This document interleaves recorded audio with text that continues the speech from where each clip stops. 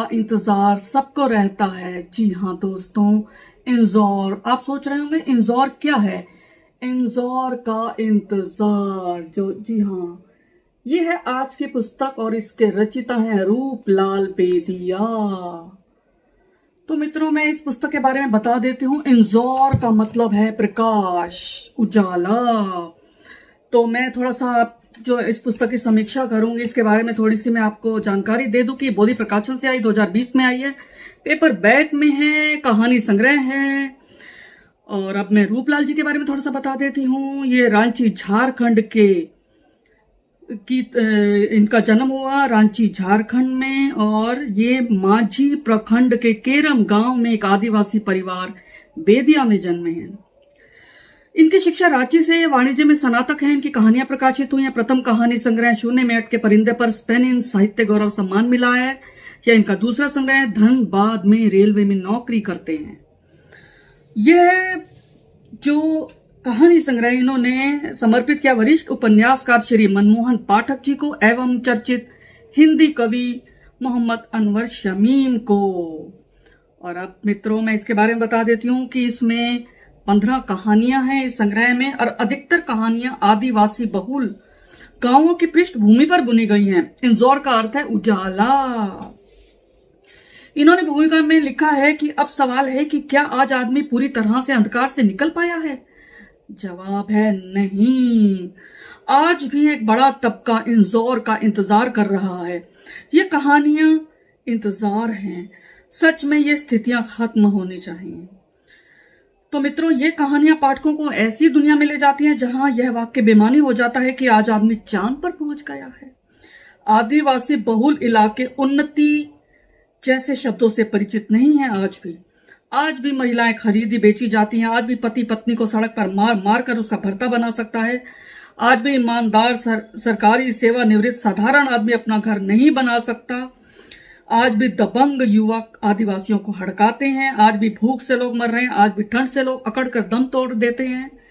महानगरों में रहने वाले सोच भी नहीं सकते कि एक कंबल परिवार का कौन सा सदस्य ओढ़ेगा और बाकी लोग कैसे ठंड से बचेंगे। जी हाँ, ये सभी इन कहानियों में लिखा गया है। जल जंगल जमीन छीनने की लड़ाई चल रही है, और जिनके ये हैं उन्हें बेवकूफ बनाकर, डरा धमकाकर छीना झपटी चल रही है। लेखक ने स्त्री मन की व्यथा को भी शब्द दिए। ये तारीफ की बात है। Survival of fittest. जी हाँ दोस्तों, ये कहावत चरितार्थ आज भी है। शक्तिशाली ही राज करता है।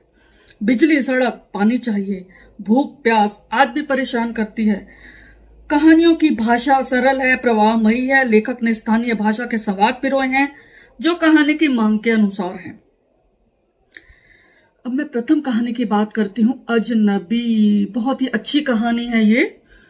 नई सोच की स्त्री विमर्श की कहानी है। अच्छी कहानी। माँ जब तक बच्चों को देती रहे तब तक ठीक, लेकिन जब वह अपने जीवन को नए सिरे से सोचना शुरू करे, अपने जीवन के बारे में, तो बच्चों से बर्दाश्त नहीं होता। प्रौढ़ विधवा विवाह को नए परिप्रेक्ष्य में देखने का प्रयास किया है इन्होंने। समाज को सोचना होगा और स्वीकारना होगा, बदलाव जरूरी है। इस कहानियों का शीर्षक मुझे प्रतीकात्मक लगा। कुछ कहानियों का देखिए, काली आंच। ये कहानी कोयला के बारे में है। प्रतीकात्मक शीर्षक है। कोयला जो ठंड से बचाता है। इसका मैं कथन पढ़ देती हूँ, आपको थोड़ा सा पता चल जाएगा इस कहानी में क्या है।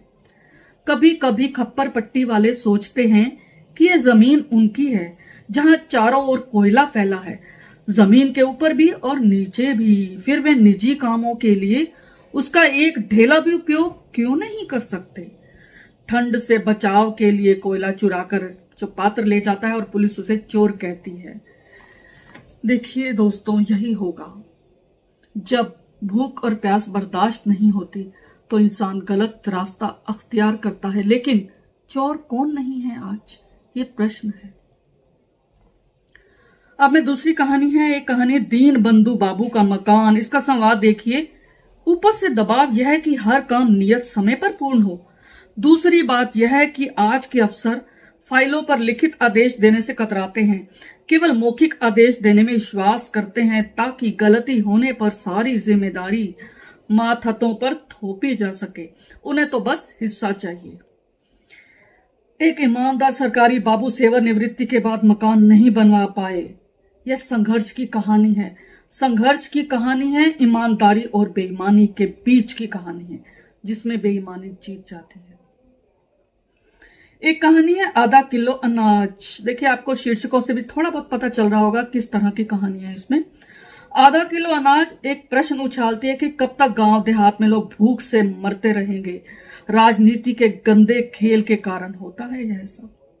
जी हाँ दोस्तों, एक कहानी है हरिचरण की माया। बहुत अच्छी कहानी है, स्त्री सशक्तिकरण की कहानी है कि स्त्री को भी पुरुष चुनने का अधिकार है। जब उसका पति बेवफाई करे या पति धर्म ना निभाए तो स्त्री क्या करे।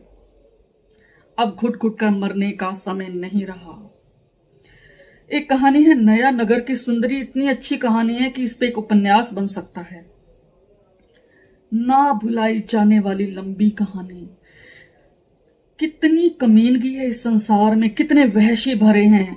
स्त्री को नोचने का कोई मौका नहीं छोड़ता कोई। आदिवासी बहुल इलाके में सड़क निर्माण का कार्य होता है और यहीं से शुरू होती है कहानी। मार्मिक कहानी है। आदिवासी समाज की सांस्कृतिक छवि दिखाई देती है, रीति रिवाजों की झलक दिखाई देती है। एक लड़की को पागल बनाने की गाथा भी आपको अपने भीतर आपको झकझोर कर रख देगी। स्त्री अभिशप्त है, अपने स्त्रीत्व की रक्षा नहीं कर पाती और फिर तिल तिल कर जीने को अभिशप्त है। कहानियों में क्रंदन है कुचले वर्गों का। जी हाँ दोस्तों, एक कहानी है झाड़ियों की ओर से हाथी खुशबू। एक नए जमाने की कहानी है। लड़का और लड़की विवाह पूर्वक संबंध रखें या नहीं।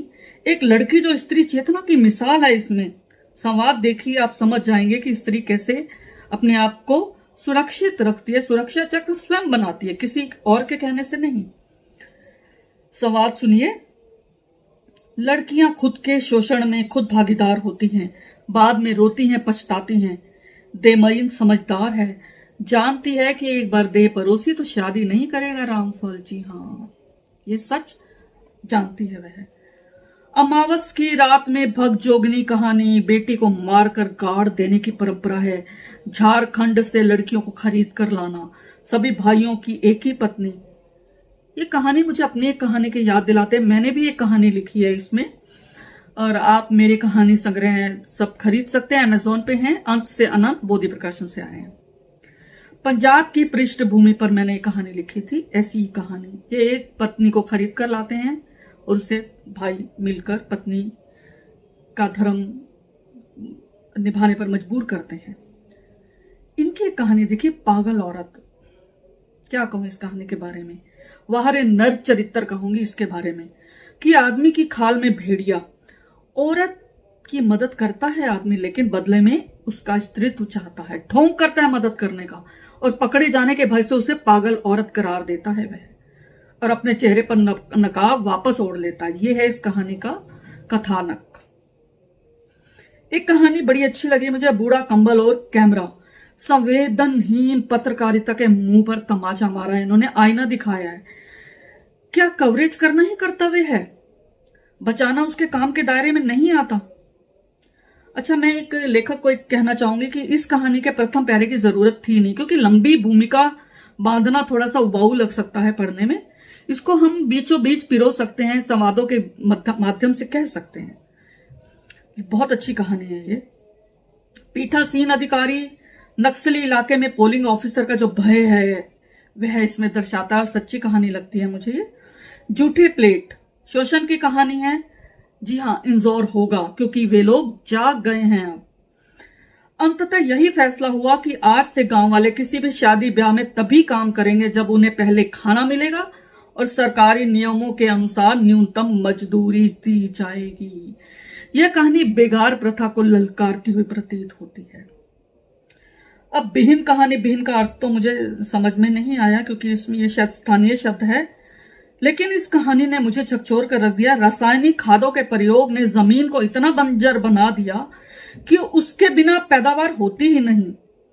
ये जो हम बीमारियों से जूझ रहे हैं रासायनिक खादों के परिणाम स्वरूप, और जो लोग इन्हें बोते हैं पैसों के लालच में या मजबूरी कहिए, मैं नहीं जानती, लेकिन वे भी तो प्रभावित होते हैं, और नई पीढ़ी वो भी प्रभावित होगी, उनकी आने वाली पीढ़ियां भी प्रभावित होंगी जो ऐसा काम कर रहे हैं। लेकिन अंत इसका बहुत अच्छा दिया, अंधेरे से उजाले की ओर ले आता है और सुक्खू आत्महत्या का विचार त्याग कर संघर्ष के लिए खुद को तैयार करता है। और अब मैं बात करूंगी अंतिम कहानी के बारे में, सड़क शर्मसार। याद रखिए, पत्रकारिता के अपने असूल होते हैं, उनसे हटकर कुछ चाहोगे तो जीवन में कुछ नहीं कर पाओगे। जी हाँ, यह कहानी पत्रकारिता जगत को भी ललकारती है। जैसा मैंने पहले बताया, एक कहानी थी बूढ़ा कंबल और कैमरा। उसमें शायद उनकी संवेदनशीलता जागृत नहीं होती कैमरा वालों की, लेकिन इस कहानी में होती है एक कैमरा पर्सन की, और बाद में उसके साथ बहुत बुरा होता है। राम रतन पत्रकार को बर्खास्त कर दिया गया। क्यों बर्खास्त किया गया? क्योंकि उसने खबर इकट्ठी करनी छोड़कर मानवता दर्शाई। उसने स्त्री की सहायता की, उसके पति को पुलिस के हवाले किया, बदले में उसे हाशिए पर धकेल दिया गया। मीडिया में उसे कहीं जगह नहीं मिली। तो दोस्तों, ये कहानी संग्रह आदिवासियों का संघर्ष बतलाता है, स्त्री का संघर्ष दिखाता है, ईमानदार का संघर्ष दिखाता है, एक पत्रकार का संघर्ष दिखाता है।